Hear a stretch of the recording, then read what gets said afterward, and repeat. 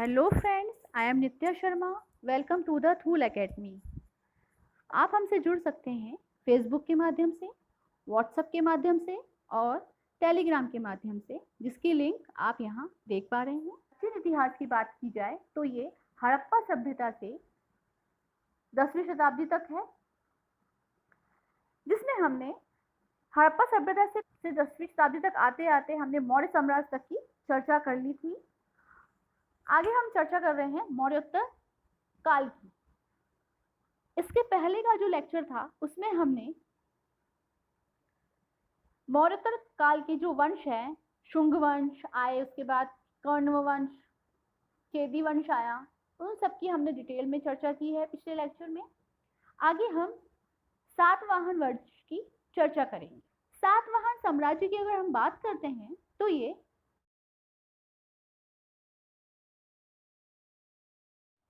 30 ईस्वी से 220 मतलब 220 ईस्वी तक माना जाता है।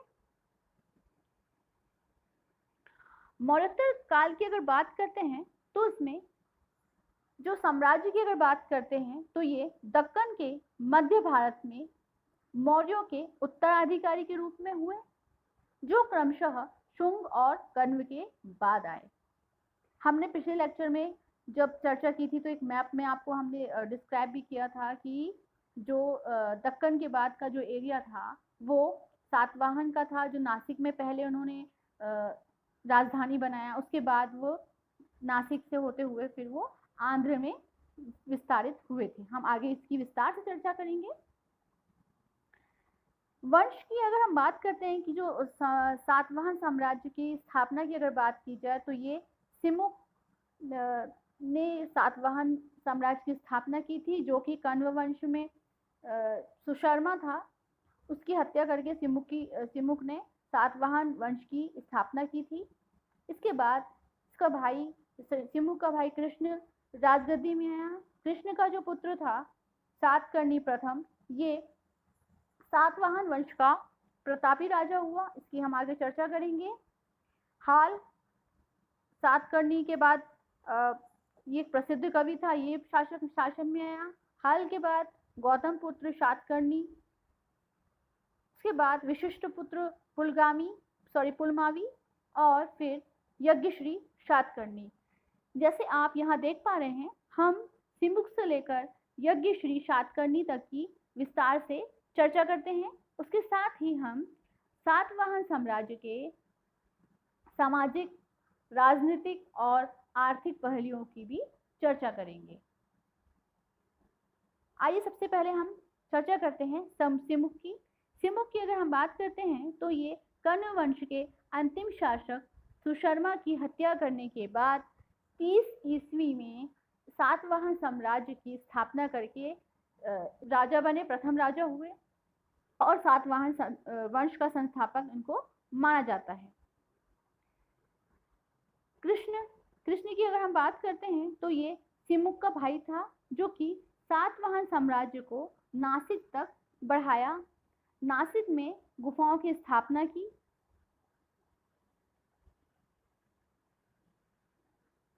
आगे हम चर्चा कर रहे हैं सातकर्णी प्रथम की। सातकर्णी प्रथम की अगर बात करते हैं तो ये तीसरी पीढ़ी का था और इसने अनूप प्रदेश और विदर्भ का जो बराड़ आधिपत्य था वहां पर अपना आधिपत्य स्थापित किया। अगर इससे पहले अगर बात करें तो ये सिमुक का पुत्र था। ये महान विजेता और प्रतापी शासक हुआ। इसने अनूप प्रदेश तथा विदर्भ पर आधिपत्य स्थापित किया।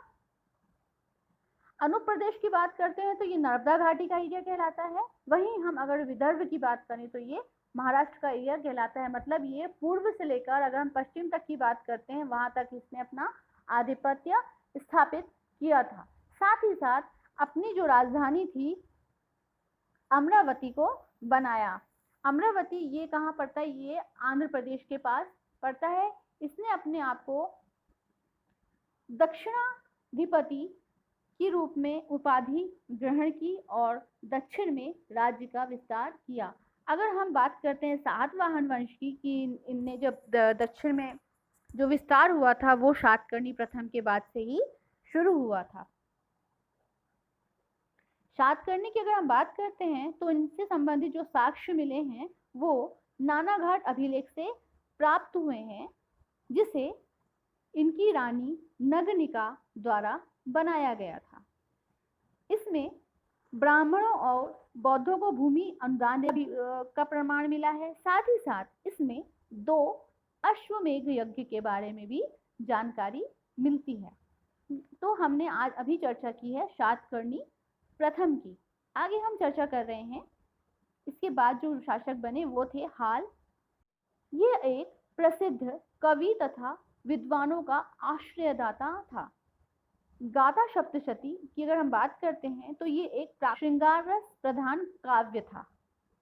मतलब जिसको हम गद्य बोलते हैं, कविता बोलते हैं, तो श्रृंगार रस से संबंधित ये एक कविता थी, काव्य था, जिसको लिखा। सेना विस्तार की अगर हम बात करते हैं तो हाल के जो सेनापति था विजयानंद, इन्होंने श्रीलंका पर विजय प्राप्त की थी। तो इस तरह से अगर हम बात करते हैं सातवाहन जो वंश था उनके जो ये राजा थे हाल, ये एक कवि तो से ही थे, साथ ही साथ अगर राज विस्तार की बात करते हैं तो उनके सेनापति द्वारा श्रीलंका पर भी विजय प्राप्त की गई थी। आगे हम चर्चा करेंगे सातवाहन वंश के सबसे प्रतापी और प्रमुख वंश राजा की बात करते हैं तो वो गौतम पुत्र शातकर्णी का नाम आता है। गौतम पुत्र शातकर्णी की बात करते तो ये सातवाहन वंश का महानतम शासक था। इस टॉपिक से रिलेटेड ये क्वेश्चन हमारे साथ MPPSC 2018 में आया था कि गौतम पुत्र शातकर्णी, ये हमें पूछा गया है, जिसमें महानतम शासक था। दूसरी बात अगर करते हैं तो शासन एवं उपलब्धियों की नासिक अभिलेख से जानकारी प्राप्त होती है। नासिक अभिलेख में इसे ब्राह्मण या आदित्य ब्राह्मण कहा गया है। देखिए जो ये आप डिस्कस कर रहे हैं इससे रिलेटेड हमने नोट्स भी बनाए हुए हैं, जो कि आप लास्ट में हमने डिटेल्स दी हुई है, उसमें आप कमेंट कर सकते हैं। तो हर आपको टॉपिक से रिलेटेड नोट्स मिल जाएंगे। उसके लिए आपको कोई भी जानकारी चाहिए तो आप व्हाट्सअप कर दीजिए, कमेंट कर सकते हैं। आगे हम चर्चा करेंगे कि नासिक का जो अभिलेख है उसमें इसे त्रिसमुद्र तोय पितवाहन कहा गया है।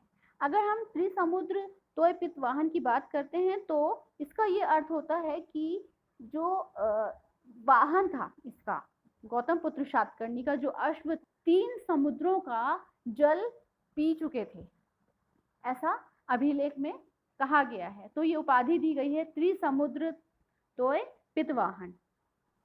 इसने शक शासक नहपान को पराजित किया था। शक वंश के जो शासक थे नहपान, उसको शातकर्णी द्वारा पराजित किया गया था। जैसे हमने पिछले लेक्चर में चर्चा की थी कि जब देशी और विदेशी शासक की हम चर्चा कर रहे थे कि एक तरफ से अगर हम बात करते हैं तो शुंग वंश आया, कर्ण वंश आया, और वहीं विदेशी जब आक्रमण हो रहे थे तो हिंद, यवन, शक, है ना, पहला, इस तरह से विदेशी आक्रमण भी हो रहे थे। तो गौतम पुत्र शातकर्णी के समय शक जो शासक था उसने आक्रमण किया होगा और उसे गौतम पुत्र शातकर्णी से पराजित होना पड़ा। उपाधियों की बात करते हैं तो गौतम पुत्र शातकर्णी ने राजा राज, वैकुंठ स्वामी, विंध्य नरेश आदि उपाधियां ग्रहण की थी। तो ये हमने डिस्कस किया अभी गौतम पुत्र शातकर्णी में के बारे में। 2018 का जैसे मैंने बताया कि मेंस में क्वेश्चन पूछा गया था। आगे हम चर्चा करेंगे विशिष्ट पुत्र पुलमावी की। विशिष्ट पुत्र पुलमावी की बात करते हैं तो ये 130 से 154 ईस्वी तक शासन में रहे। यह गौतम पुत्र शातकर्णी का पुत्र एवं उत्तराधिकारी हुआ। शक शासक रुद्रदमन को पुलमावी में 2 बार हराया और पुलमावी ने स्वयं को आंध्र सम्राट कहा, साथ ही साथ दक्षिणा पथेश्वर की उपाधि ग्रहण की। पुलमावी के समय समुद्र व्यापार एवं नौसैनिक शक्ति में विकास देखा गया। अगर हम बात करते हैं समुद्र व्यापार की और नौसैनिक की तो पुलमावी के समय, विशिष्टपुत्र पुलमावी के समय समुद्र व्यापार और नौसैनिक काफी बड़ी शक्ति के रूप में विकसित हुए थे। तो इस तरह हमने जाना विशिष्टपुत्र पुलमावी के बारे में, जिसने लगभग 14 वर्ष तक सातवाहन साम्राज्य में शासन किया। आगे चर्चा करेंगे हम यज्ञश्री सातकर्णी की। यज्ञश्री सातकर्णी की बात करते हैं तो इन्होंने 165 से 194 ईस्वी तक शासन किया। लगभग 30 सालों तक इन्होंने सातवाहन साम्राज्य में शासन किया। यह सातवाहन वंश का अंतिम शासक था। कोंकण और मालवा में जो शक शासक आए थे, जो अगर हम शक शासक की बात करते हैं तो ये विदेशी आक्रमण था। यज्ञश्री सातकर्णी के समय इन लोगों ने जो शक थे, उन्होंने मालवा और कोंकण पे भी आक्रमण किया, जिसको कि यज्ञश्री सातकर्णी ने परास्त किया। यज्ञश्री सातकर्णी व्यापार और जल यात्रा का प्रेमी था। अगर हम सिक्कों की बात करते हैं तो जो यज्ञश्री सातकर्णी के समय जो सिक्के प्राप्त हुए हैं वो जहाज, उसमें जहाज के चित्र हैं, जो जल यात्रा से संबंधित है। साथ ही साथ इसमें समुद्री व्यापार से भी संबंधित उल्लेख हमको मिलते हैं। ये सिक्के न केवल आंध्र प्रदेश में बल्कि महाराष्ट्र, मध्य प्रदेश और गुजरात में भी पाए जाते हैं। तो इस तरह हमने चर्चा की सातवाहन वंश के अंतिम शासक की। इस तरह से अगर बात करते सातवाहन शासन की तो इसमें गौतम पुत्र सातकर्णी का बहुत महत्व है। और आंध्र साम्राज्य की अगर हम बात करते हैं, विशिष्टपुत्र पुलमावी का बहुत महत्व है। सातकर्णी प्रथम, जिसने दक्षिण में साम्राज्य फैलाया, वो अपने आप में महत्वपूर्ण साबित हुए हैं। तो इस तरह हमने चर्चा की है सातवाहन वंश की। आगे हम सातवाहन वंश के सामाजिक, राजनीतिक और आर्थिक स्थिति की, जिसे हम राजनीतिक व्यवस्था, सामाजिक व्यवस्था और आर्थिक व्यवस्था में डिवाइड किए हैं। राजनीतिक व्यवस्था की अगर हम बात करते हैं तो इसमें प्रशासनिक ढांचे की अगर बात करते हैं तो इसमें राजा, प्रशासनिक इकाइयां, जिसको आहार कहा जाता था, और ये आहार का मतलब होता है जिला, जिलों को आहार कहा जाता था, अधिकारी और सामंत। सबसे पहले हम बात करते हैं राजा की। तो राजा धर्मनिरपेक्ष और देवी गुण का माना जाता था, धर्म का संरक्षक होता था, देवपुत्र है ऐसा खुद को मानता था वो। राजा की तुलना बल और पराक्रम में पौराणिक पुरुषों व दिव्य विभूतियों से की जाती थी। जो भी महाविभूति हुए, जो दिव्य पुरुष हुए, उनसे राजा की तुलना की जाती थी। प्रशासनिक इकाइयों की बात करते हैं तो प्रशासन प्रांत में और जिलों में बटा हुआ था। जिलों की अगर बात करते हैं तो आहार कहा जाता था उस समय पे जिलों को। अधिकारी की बात करते हैं तो इसमें अमात्य, महामात्य, गौलमेक, कटक और स्कंधावर होते थे। अमात्य की बात करते हैं तो अमात्य मंत्री होते थे, जिनसे सलाह मशवरा संबंधित चर्चा की जाती थी। महामात्य की अगर हम बात करते हैं तो महामात्य मुख्यमंत्री होते थे, जो कि प्रशासन संबंधी कार्य की देखरेख करते थे। उससे संबंधित जो भी सूचना है वो अमात्य और राजा तक पहुंचाते थे। गौलमेक की बात करते हैं तो ये गौलमेक ग्रामीण प्रशासन एवं नियंत्रण रखते थे। सैन्य शिविर में, सैन्य में जो भी मैनेजमेंट होता था या प्रबंधन की बात करते हैं तो उसके लिए कटक और स्कंधावर होते थे। तो ये कुछ अधिकारी होते थे जो कि प्रशासन के ढांचे में महत्वपूर्ण इकाई के रूप में थे। सामंत की अगर बात करते हैं तो सातवाहन वंश में सामंत 3 श्रेणियों में थे। एक था राजा, दूसरा महाभोज और तीसरा सेनापति। राजा की बात करते हैं तो राजा को सिक्का ढालने का अधिकार था। जो शासन में रहा उससे संबंधित सिक्के चलाए, जैसे हमने अभी यज्ञश्री सातकर्णी था तो उसने अपने सिक्कों में क्या चलाया, जहाज, है ना, समुद्री यात्रा के उल्लेख किया। तो इस तरह से जो राजा हुआ करते थे उसको अपना अधिकार था कि वो सिक्के ढाल सकते हैं। महाभोज थे, वो भी प्रशासन संबंधी कार्य देखते थे। सेनापति की बात करते हैं तो सैन्य प्रबंधन में जो सेना का प्रभारी था वो सेनापति कहलाता था। सातवाहन वंश में द्वैध शासन व्यवस्था देखी गई है, अर्थात प्रांतों में द्वैध शासन व्यवस्था थी। वहां पर एक प्रांत में दो राजा राज्य कर सकते थे, ऐसी व्यवस्था थी। तो इस तरह हमने जाना कि सातवाहन वंश में राजनीतिक स्थिति किस तरह थी। आगे हम चर्चा करेंगे सामाजिक व्यवस्था की। सामाजिक व्यवस्था की अगर हम बात करते हैं तो सातवाहन वंश में वर्ण व्यवस्था थी। वर्ण व्यवस्था को सातवाहन वंश में पुनः स्थापित किया गया था और वर्ण संकर को गौतम पुत्र शातकर्णी द्वारा रोका गया था। अब अगर वर्ण संकरण की बात करते हैं तो ये जैसे हम बात करें कि जो विदेशी लोग आए थे या विदेशी शासक थे, या फिर हम जनजातियों की बात करते हैं तो उनमें विवाह देखे गए थे तो वर्ण संकर कहलाए थे। ये सातवाहन थे, इन्होंने स्वयं को ब्राह्मण कहना शुरू किया था, जिसकी शुरुआत की थी गौतम पुत्र शातकर्णी ने। दान धर्म की बात करते हैं तो ब्राह्मण और बौद्ध भिक्षुओं को भूमि, जागीर, अनुदान देने वाले प्रथम शासक सातवाहन हुआ करते थे। बौद्ध भिक्षुओं ने जनजातीय लोगों का बौद्धीकरण किया।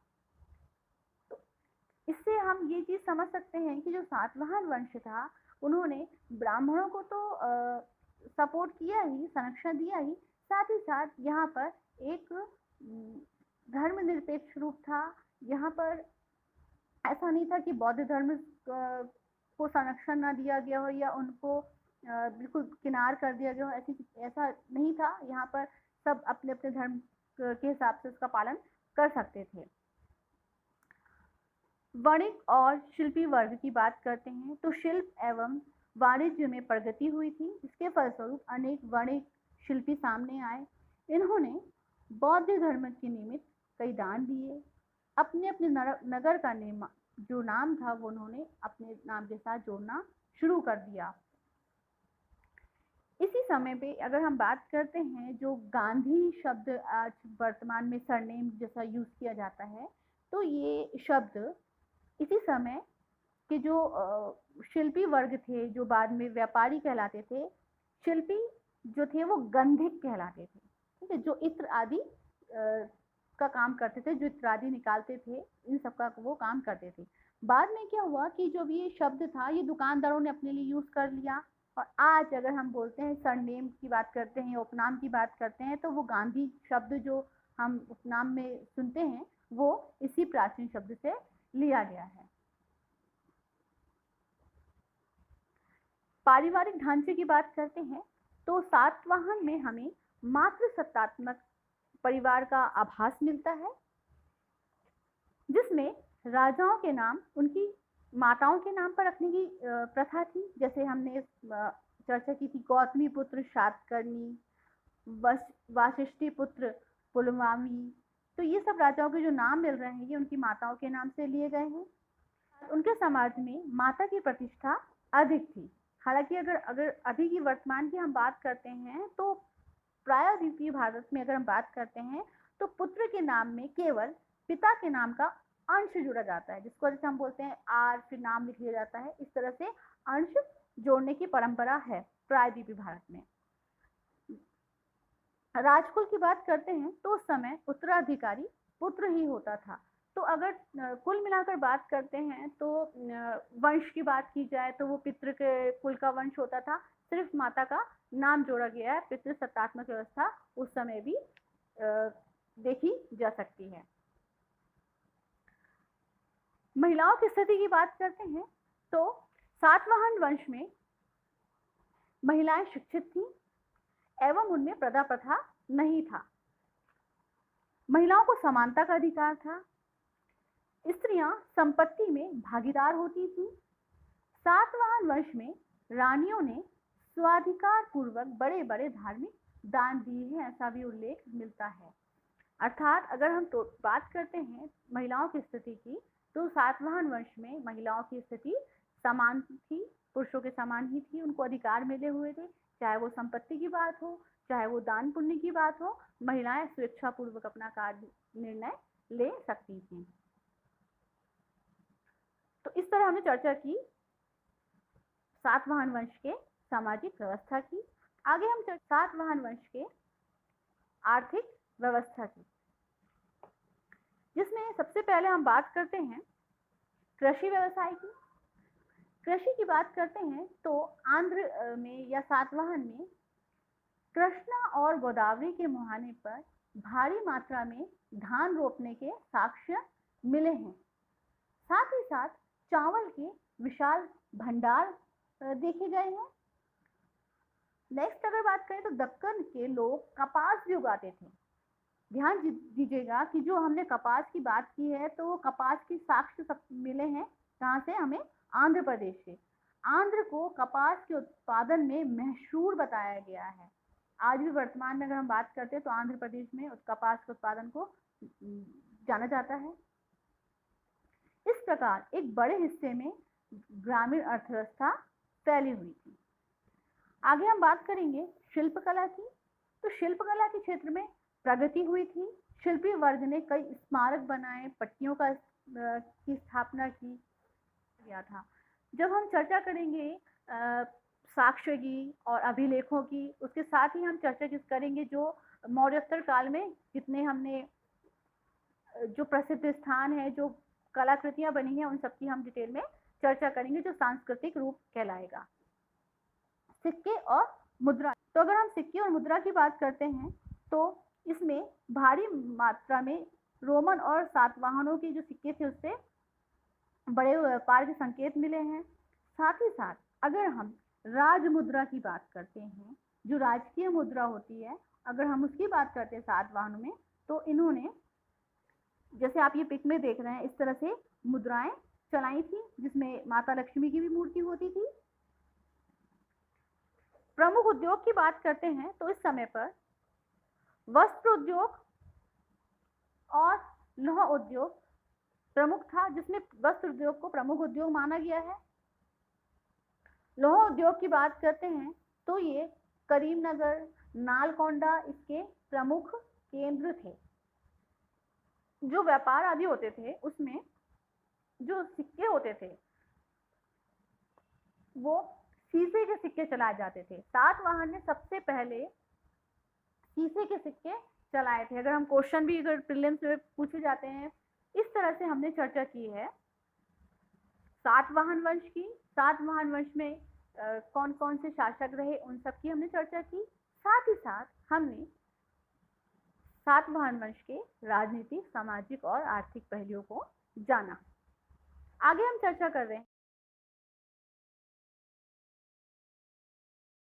मौर्योत्तर काल के विदेशी आक्रमण की। विदेशी आक्रमण की बात करते हैं तो इसमें सबसे पहला आक्रमण हिंद यूनानी ने किया, उसके बाद शक आए, उसके बाद पहलव और फिर कुषाण।